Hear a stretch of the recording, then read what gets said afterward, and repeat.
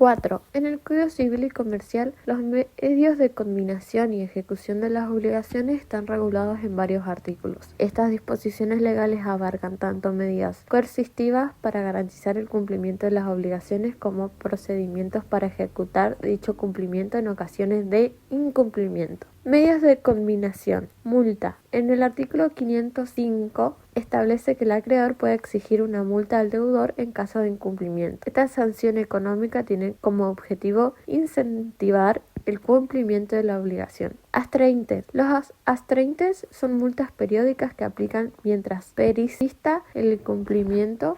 El artículo 508 regula esta medida. Medios de ejecución. Ejecución específica. El artículo 509 permite al acreedor solicitar la ejecución específica de la obligación. Esto significa que el deudor debe cumplir con la prestación tal como fue pactada. Ejecución por un tercero. El artículo 510, si el deudor no cumple voluntariamente, el acreedor puede solicitar que un tercero realice la prestación en su lugar. Embargo, en una medida cautelar que afecta a los bienes del deudor. Este se refiere al artículo 511. Subasta. En caso de un incumplimiento, el acreedor puede solicitar la subasta de los bienes del deudor para satisfacer la obligación. En este se refiere al artículo 512. 5. Las obligaciones con cláusula penal y las sanciones conminatorias son mecanismos establecidos en el Código Civil y Comercial para asegurar el cumplimiento de las obligaciones y prever consecuencias en caso de incumplimiento. Obligaciones con cláusula penal. Es una estipulación accesoria incluida en un contrato por el cual el deudor se compromete a pagar una prestación específica en caso de incumplimiento total o parcial de una obligación principal. Su objeto es asegurar el cumplimiento de la obligación principal mediante una pena pactada que el deudor debe pagar si no cumple con lo acordado. Se encuentran en el Código Civil y Comercial en el artículo 790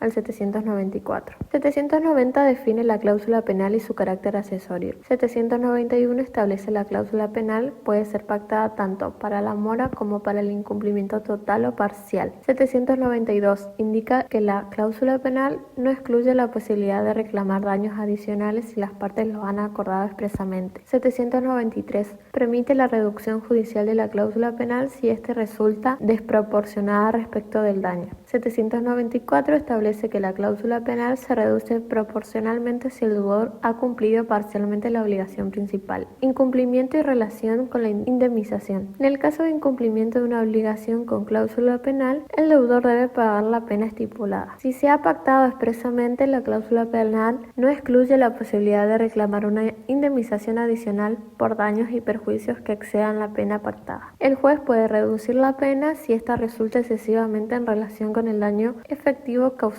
por el incumplimiento. Sanciones conminatorias, también conocidas como astraintes, son medidas correctivas impuestas por el juez para presionar al deudor a cumplir una obligación. No son una compensación por el daño, sino una coacción para lograr el incumplimiento. En el artículo del Código Civil y Comercial se define del artículo 804 al 806. 804 define las sanciones conminatorias como multas impuestas por el juez para asegurar el cumplimiento de una obligación de hacer o no hacer. 805 establece las astraintes pueden ser impuestas a pedido del acreedor o de oficio por el juez y pueden ser modificadas o suprimidas según el comportamiento del deudor. 806 señala que el artículo de los astraintes no se confunde con los daños y perjuicios, aunque puede ser tenido en cuenta para la cuantificación de estos. Cumplimiento y relación con la indemnización. En caso del incumplimiento de una obligación sujeta a sanciones conminatorias, el deudor debe pagar las multas diarias o periódicas establecidas por el juez hasta que cumpla con la obligación. Las astraintes son independientes de la indemnización por daños y perjuicios, es decir, que el acreedor puede reclamar una indemnización adicional por el daño causado por el incumplimiento. El juez puede ajustar el monto de las astraintes en función del comportamiento del deudor y de la gravedad del incumplimiento. Como conclusión, las obligaciones con cláusula penal y las sanciones conminatorias en el Código Civil y Comercial son mecanismos diseñados para asegurar el cumplimiento de las obligaciones y prever las sanciones en caso de incumplimiento. La cláusula penal actúa como medida de una pena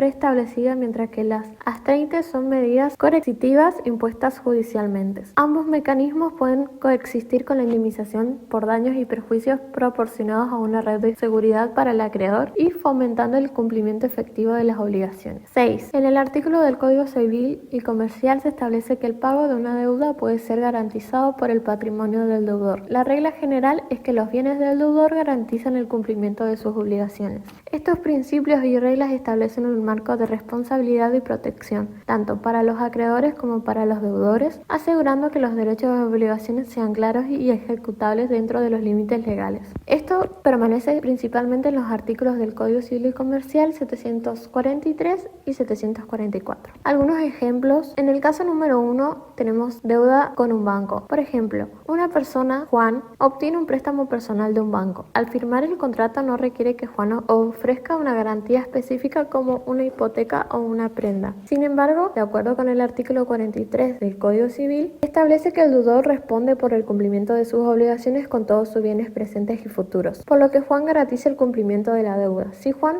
no paga, el banco puede iniciar acciones judiciales para embargar sus bienes, excepto aquellos que sean embargables por ley, como su vivienda única si tiene protección de bien de familia. Caso número 2. Deuda con un proveedor. Una empresa X compra insumos a un proveedor y se acuerda pagarlos en 90 días. La empresa no ofrece una garantía específica para este crédito. Según el artículo 744, los bienes de la empresa X constituyen la garantía común del proveedor, sería el acreedor. Si la empresa X no paga a tiempo, el proveedor puede solicitar judicialmente el embargo de los bienes de la empresa para satisfacer su crédito. Caso número 3. Bienes inembargables. María tiene una deuda con la tarjeta de crédito y no puede pagar. La tarjeta de crédito intenta embargar sus bienes, por lo que María puede alegar que ciertos bienes son inembargables, por ejemplo, su vivienda si está protegida bajo el régimen de bien de familia, según la ley 14.394 y el artículo 249 del Código Civil. Ciertos muebles indispensables para el hogar, herramientas de trabajo, entre otros. 7. El embargo es una medida procesal, tiene como finalidad proteger el crédito. Esta medida cautelar se aplica sobre las solvencias que un deudor tiene a su favor. Seguidamente se detalla qué consiste, quién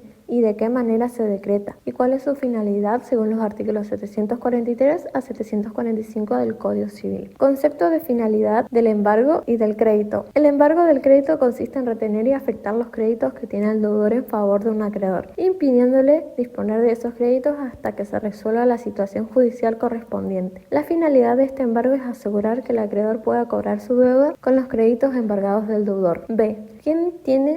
¿De qué manera se decreta? El embargo de crédito es decretado por un juez a petición de un acreedor. El proceso implica los siguientes pasos. La solicitud del acreedor. El acreedor presenta una solicitud de embargo ante un juez competente justificando la necesidad de la medida cautelar. La siguiente es la resolución judicial. El juez evalúa la solicitud y si se considera que está fundamentada, decreta el embargo del crédito mediante una resolución judicial. La siguiente es la notificación. La resolución debe ser notificada al deudor y al tercero deudor del crédito, la persona o entidad que debe pagar al deudor principal. Los artículos del Código Civil y Comercial establecen el embargo del crédito, que son el artículo 743, que establece que todos los bienes del deudor presente y futuros son susceptibles de embargo. 744 dispone que el embargo de los créditos se lleva a cabo mediante la notificación al tercero que debe pagar el crédito, quedando este obligado a retener y poner a disposición del tribunal los montos embargados. 745 define las consecuencias del incumplimiento por parte del tercero notificado, quien podría ser competido a pagar directamente al acreedor. D. Procedimientos y efectos del embargo del crédito. Primeramente, la notificación al tercero. Una vez decretado el embargo, se notifica al tercero deudor del crédito del embargo que debe abstenerse